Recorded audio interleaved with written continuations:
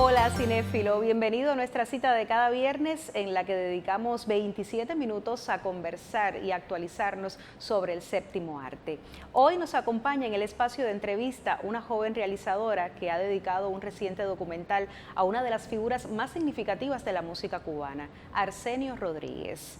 De manera que esta película emerge como una suerte de rescate de la memoria y el patrimonio musical de nuestra nación. Si quiere más detalles, acompáñenos.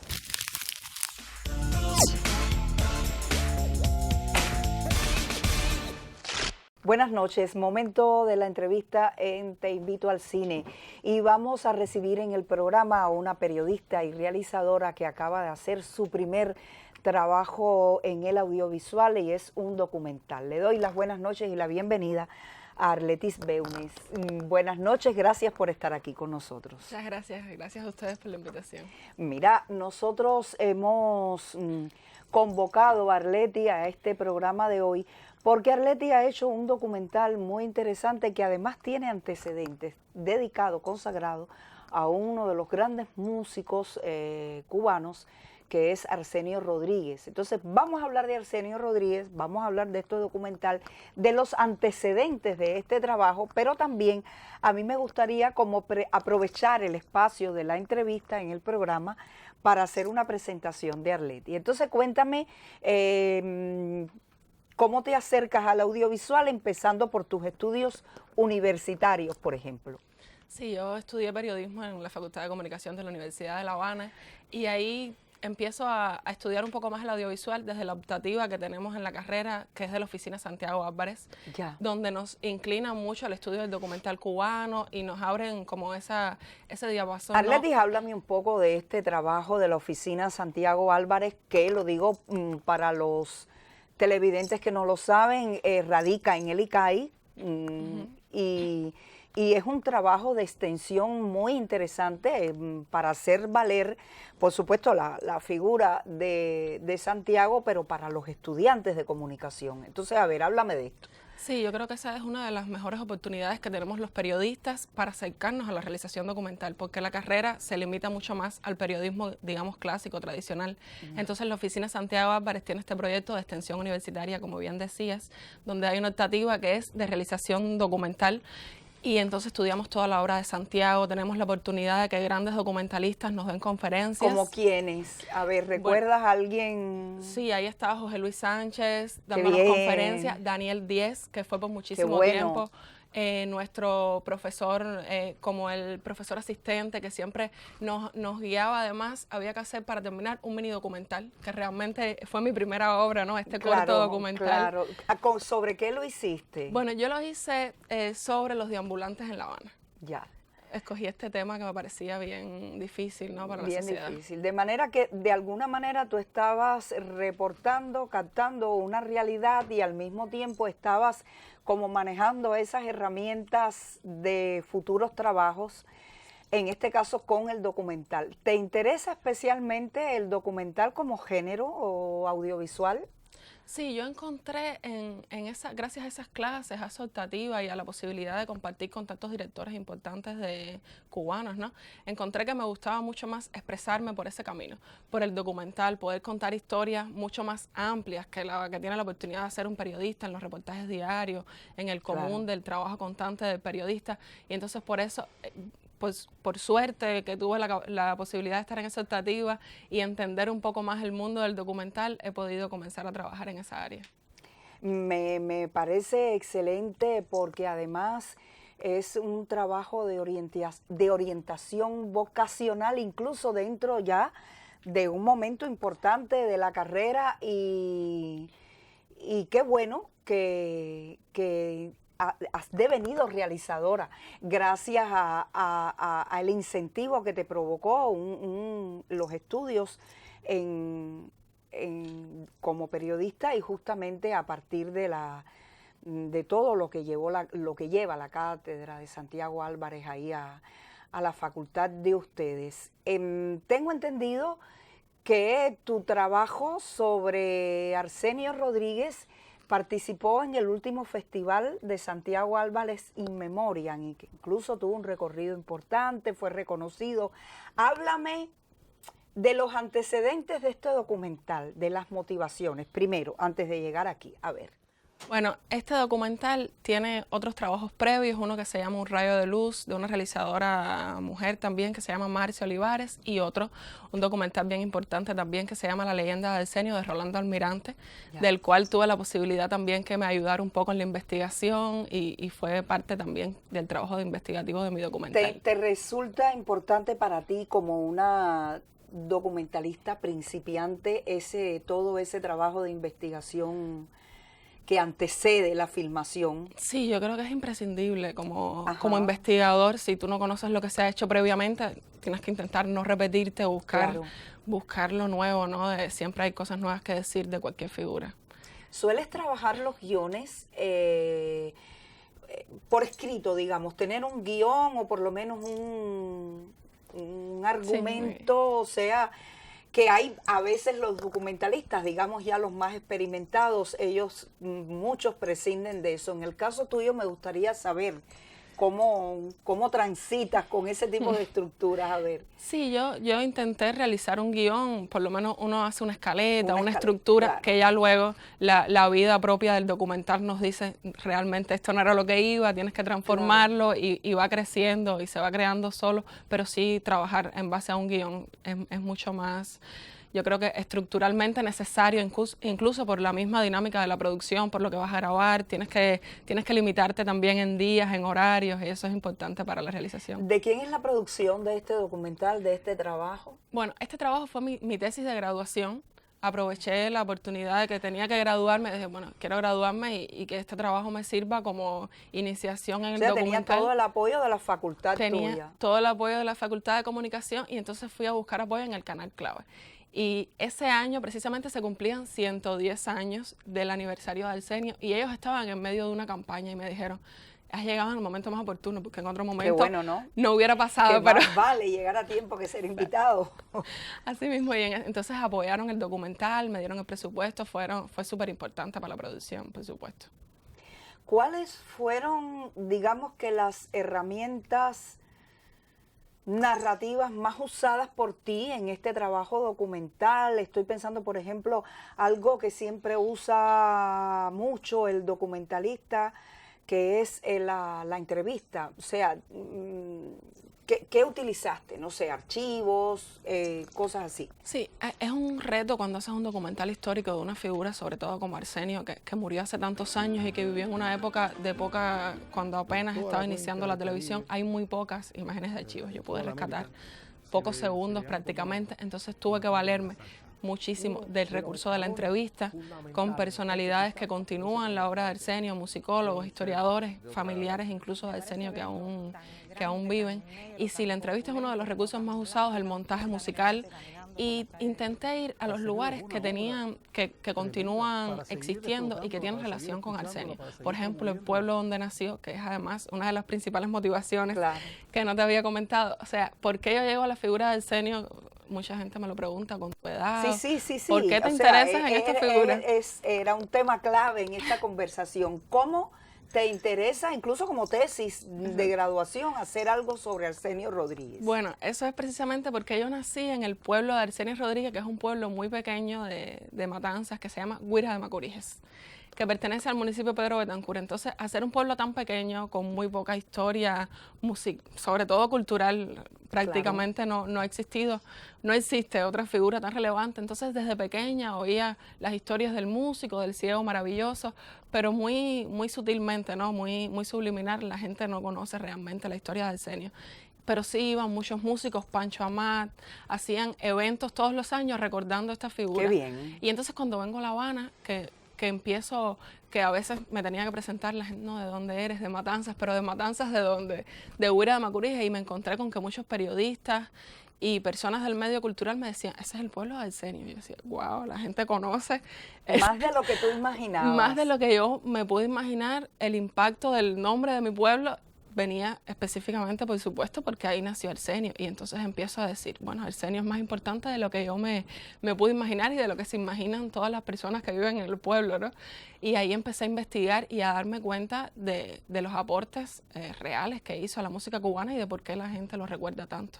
Yo me imagino que cuando tú te decides por el tema de Arsenio y empiezas a trabajar en tu trabajo de investigación, al encontrarte con la existencia al menos de 2 documentales referenciales sobre la vida y la obra de Arsenio Rodríguez, había como que, supongo que había un reto. ¿Qué ibas a mostrar tú de diferente en este documental que ibas a hacer sobre Arsenio Rodríguez? Es decir, tu mirada hacia dónde se dirige o no, es mi pregunta.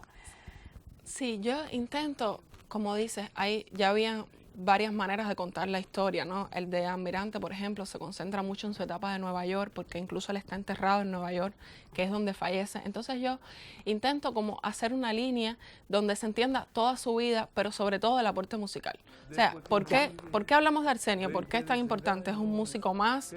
¿Fue un músico relevante? ¿Fue un buen músico? Y de alguna manera su vida está contada desde otras aristas. Sí, sobre todo yo creo que desde la arista de cómo un músico ciego y negro en esa etapa fue tan influyente y revolucionó la música al agregar cosas, ¿no?, que no existían, al crear un nuevo formato musical, que fue lo que él hizo, que creó el formato del conjunto, que no existía en la música cubana. Ya está. Y entonces eso es básicamente lo que aborda tu documental. ¿Qué tiempo tiene? Tiene 33 minutos. O sea que ahí hubo, ¿qué tiempo te demoró filmar todo este trabajo de filmación antes de llegar a la postproducción? Bueno, fue un trabajo, y yo creo que bien complejo, sobre todo porque estábamos en medio de la COVID-19. Era el 2020, e incluso en la facultad me decían, deja el documental para aquí a un año, haz una tesis escrita. Decía, yo creo que uno no puede perder la oportunidad de hacer las cosas en el momento, ¿no? Y yo dije, bueno, yo lo voy a intentar. Y siempre con todos los permisos de filmación, todo el tiempo el equipo con Nasobuco, con distanciamiento. Fue complejo llegar a los entrevistados, pero ahí me encontré que Arsenio abría las puertas y cada vez que le decía a alguien, no, es un documental sobre Arsenio Rodríguez, ahí está el caso de Alberto Álvarez, que poco tiempo después fallece. Claro. Fallece un mes después de que yo le hago la entrevista, fue la última entrevista además que hizo, y él me dijo, yo ahora mismo no estoy dando entrevista, vamos a hacerla con mucho cuidado, pero si me preguntan por Arsenio, tengo obligatoriamente que Uy, hablar qué bien.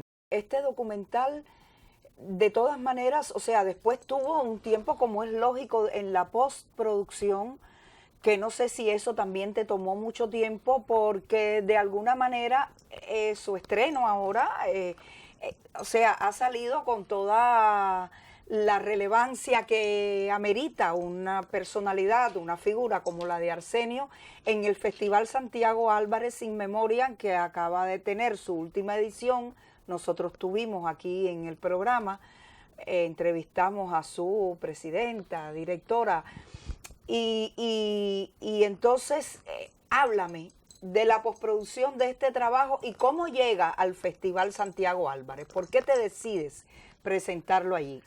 Sí, fue igualmente como realizadora primeriza, ¿no? Había hecho cosas bien cortas, como decía, en la universidad, pero un documental de esta magnitud, donde uno comienza a hacer entrevistas que se tornan largas, fue un proceso muy difícil. ¿Con quién editaste? Edité con yo creo que ese fue mi mayor luz, ¿no? En el documental, que me ayudó muchísimo en todo el montaje, en toda la estructuración final, un editor que se llama Arián Castro Fraga, que ha sido editor muchísimos años en el ICRT, tiene muchísima experiencia con el documental y él fue parte clave, súper importante realmente de todo el trabajo final al que se llegó.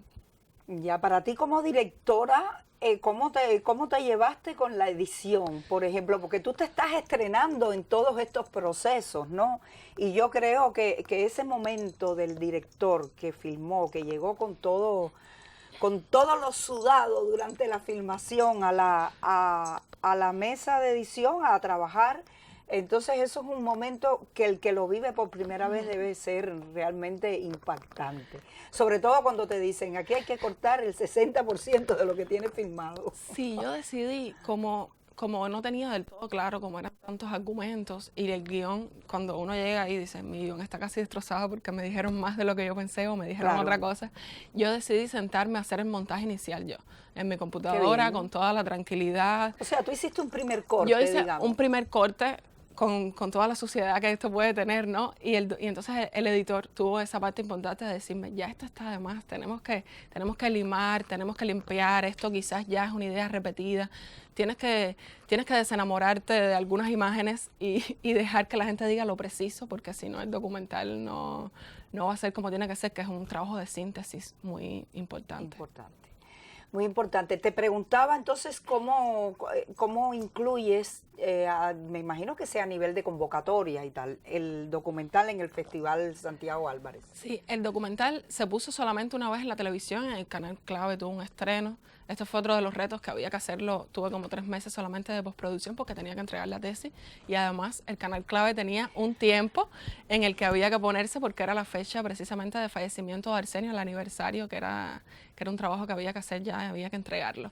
Y entonces después yo comienzo, tengo la obra, ¿qué hago con ella? Que yo creo que es uno de los retos que tenemos los realizadores cubanos, quizás cierta falta de orientación, de cuál es el camino luego que hago con el documental. Y entonces yo precisamente llamo a Teresita Herrera, que es una de las coordinadoras y es la oficina, de la cátedra. Y la coordinadora de la cátedra, cátedra. Y comienzo a tratar de relacionarme con ella y de preguntarle qué puedo hacer, y entonces ella me orienta también, lo mando, lleno toda la convocatoria, todo el formulario, que aún por suerte estaba abierto para este año 2024, y además ella me relaciona, ¿no?, directamente con el ICAI, y además hace un estreno especial durante la jornada de la cultura cubana el 20 de octubre, y se puso en esa jornada en el Cine Acapulco, se le hizo un estreno especial documental. Oye, pues qué bien, ¿no? Qué bien para hacer la primera vez. Qué bien para hacer la primera vez. Me gustaría saber, entonces, ahora mismo, supongo que la experiencia fue lo suficientemente gratificante para que tú quieras seguir este camino de realizadora. Sí, yo encontré que me gustaba mucho, sobre todo, conocer un poco más de la historia cubana, de la historia musical, que desconocemos muchísimo, yo creo.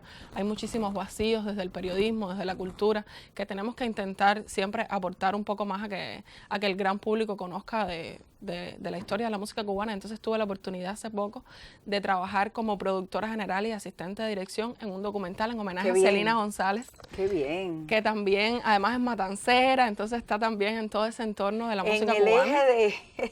En el eje temático de todo eso. Exactamente, tuvo relación con Arsenio, coincidieron, entonces yo creo que fue muy bonito también tener la oportunidad de trabajar en este documental sobre Celina González, y ahora estoy cocinando un proyecto que también tiene que ver con una figura de la música cubana. ¿Qué es? ¿Cuál? No se puede decir, no sé. Bueno, creo que sí, lo puedo decir ya, es sobre Celeste Mendoza.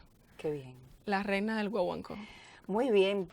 También sé que estás vinculada al trabajo de la oficina Santiago Álvarez en el ICAI, y a mí me parece que todo esto son como los caminos que conducen a Roma, ¿no? Que qué bien, qué bueno que que ha sido una experiencia positiva estrenarte como realizadora, y yo te deseo mucho éxito, te felicito por la presencia de tu documental en el Festival Santiago Álvarez, y bueno, que tengas muchísimos éxitos. Quisiera que nos recomendaras a los televidentes y a mí a ver una película, a que nos invites a ver una película que a ti te gusta. Bueno, seguramente la has visto.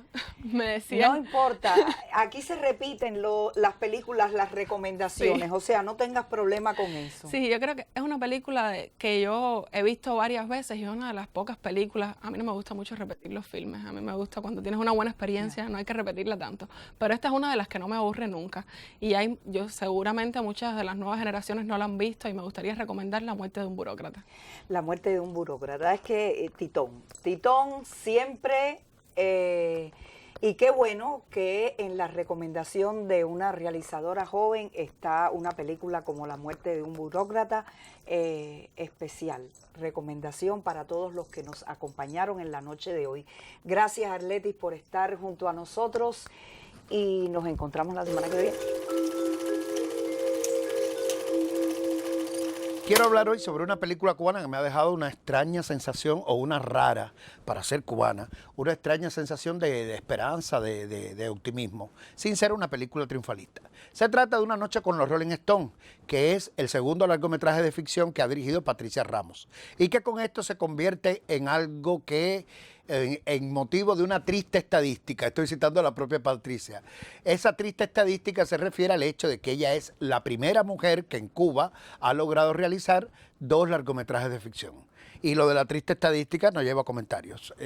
Usted sabe a qué se refiere Patricia cuando lo dice. Pero bueno, qué bien que se está corrigiendo el tiro y que una persona como Patricia Ramos ha logrado hacer 2 películas. Su debut en el largometraje fue El Techo. Y si algo tienen en común las 2 películas, es decir, El Techo y Una noche con los Rolling Stones, es hablar de esos momentos cotidianos, familiares, de un poco los personajes que están disueltos en una cotidianidad mientras esperan, no tienen muy claro por qué es lo que esperan, mientras pasa el tiempo. Y el tiempo siempre pasa sin que estén jalonados o motivados por una gran felicidad y tampoco una gran desgracia, hay que decirlo. Patricia es maestra, hay que decirlo así sin más, maestra en eso que le llaman el semitono dramático, porque la vida es también así. Uno todo el tiempo no está alándose los pelos y dándose cabezazos contra la pared de desesperación, ni está dando brincos de alegría con lo bien que te va. Un poco que la realidad de cualquier persona o de cualquier persona que se puede identificar con Rita, la protagonista de esta película, va un poco por el medio. Y así se llama la protagonista, Rita, que está interpretada de manera magistral también, hoy voy a emplear muchos adjetivos grandilocuentes, lo advierto, por Lola Amores. Lola Amores, entre La mujer salvaje y Una noche con los Rolling Stones, demuestra que es la mejor actriz de Cuba, o una de las mejores, para no ser absoluto y que nadie vaya a molestarse, y no solo de Cuba, sino de un área bastante grande que pudiera decir, pero no quiero exageraciones. Así que vamos a dejarlo ahí y no extender la zona geográfica. Es una de las mejores actrices de Cuba porque el nivel de versatilidad que ha demostrado con 2 personajes que parecen que tienen algunos puntos en común, pero que son absolutamente distintos y que se diferencian sobre todo, no solo porque son de 2 directores distintos, insisto, La mujer salvaje y Una noche con los Rolling Stones, sino al nivel de la actuación que consigue Lola Amores. Eso mismo digo yo. ¿Qué tú haces aquí? Ay, mija, a ti nada más que te gustan los locos. ¿Pero para dónde tú vas a ir, Rita? ¿Para dónde vas?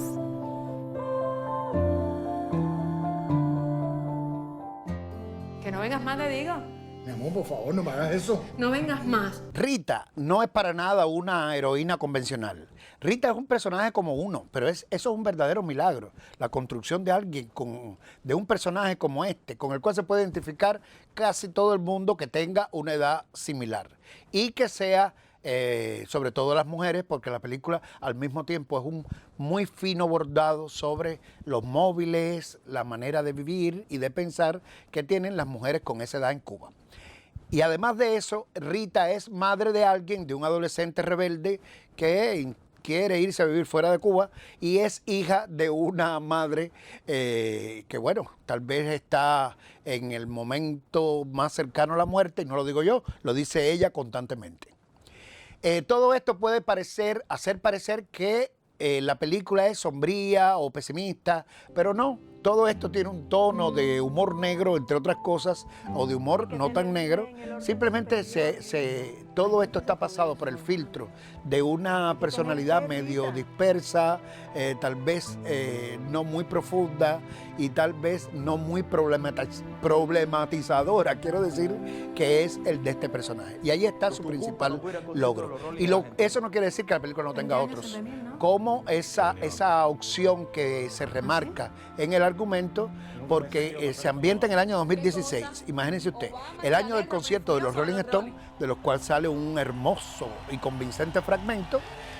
También está la cosa del desfile de Chanel. Usted se acordará, igual que yo, el desfile de Chanel, Obama visitando, y a todo eso se refiere a la película, pero muy brevemente, porque lo que le interesa es la intimidad de los personajes, sus cuitas, sus preocupaciones, su búsqueda de la felicidad, ¿por qué no? Y demostrando que es posible, porque Rita es un poco la película de los que nos quedamos, los que nos quedamos en Cuba e intentamos ser felices a toda costa, de alguna manera, con todas las concesiones y los triunfos, pequeños triunfos, nuestros triunfos personales, que lleva ese quedarse, ese no renunciar al lugar donde uno ha vivido toda la vida. La película tiene, entre otras cosas, un cuadro de intérpretes memorables. No es solo Lola Mores. Está Jorgito Martínez haciendo de un esposo infiel, que es amante de la protagonista y que está resuelto en un plano de comedia exquisito. La gente ríe muchísimo. Yo tuve la oportunidad de verla en el cine y el espectador se ríe muchísimo con esta película, que al mismo tiempo tiene toda esta zona dramática o trágica que ya yo he mencionado. En fin, que Una noche con los Rolling Stones es un motivo más para creer en las posibilidades de nuestro cine. Cuando le dan un chance, como decía Juan de los Muertos, solo necesito que me den un chance. A Patricia hay que darle no solo un chance, hay que darle varios chances para que demuestre ese dominio que ha aprendido en muchos años de experiencia, ese saber aproximarse a la realidad, y no siempre desde el desastre y la hecatombe, sino desde resquicios de belleza que se pueden encontrar en esta ciudad y que ella descubre de la mano de un fotógrafo excepcional como Alexander González, que la acompaña en ese descubrimiento de los rincones donde todavía habita la belleza, la esperanza, el deseo de vivir una vida más plena. Y que se puede encontrar, por lo menos Rita está convencida, y Patricia no tanto. Patricia tiene sus dudas, pero también piensa que se puede encontrar una vida mejor de la que Rita está viviendo. Una noche con los Rolling Stones se puede estar hablando muchísimo más tiempo, pero yo no tengo más para hacerlo. Solo recomendarla con todo el cariño que merece la película y la alegría de que bien Licay y las empresas independientes como Mar y Cielo, que es en este caso la implicada, pues lograron hacer una buena película, una película hecha para la gente, para que le guste al público y al mismo tiempo que reflexiona muchísimo, hondamente, sobre los tiempos que estamos viviendo. Agradecemos a Arleti Beunes su compañía esta noche y por permitirnos conocer más sobre La vida es un sueño, una cinta de su autoría, ganadora del premio al mejor documental realizado por un colectivo joven en la edición 21 del Festival Internacional de Documentales Santiago Álvarez In Memoriam. A ti, cinéfilo, te espero la próxima semana, siempre los viernes en la noche por la señal del canal educativo, para que me des la oportunidad de decirte una vez más, te invito al cine.